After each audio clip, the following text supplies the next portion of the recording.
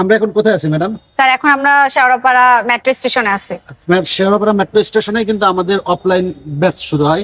তাছাড়া এখান থেকে টেকনিক ইজি এডুকেশন সব কার্যক্রম শুরু হয়। এখন আমরা কাজের 10 নম্বর যাবো, তাই তো? 10 নম্বরের টিকিট কাটেন দ্রুত। জি অবশ্যই স্যার, এই যে দেখো এখন আমরা 10 নাম্বার যাব, মিরপুর 10। 4 জন, হ্যাঁ। 4টা টিকিট কাটবো, এই যে হ্যাঁ, কাটেন। 4। হ্যাঁ, ঠিক আছে। আচ্ছা, দেখেন কত সহজ করে ফেলছেন এটা।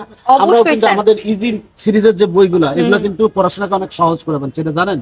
জি অবশ্যই স্যার, অনেক সহজ হয়েছে। কেন, কিভাবে সহজ হয়েছে? কারণ আমাদের যে ইজি সিরিজের বই, সেটা একটা ডিজিটাল বই।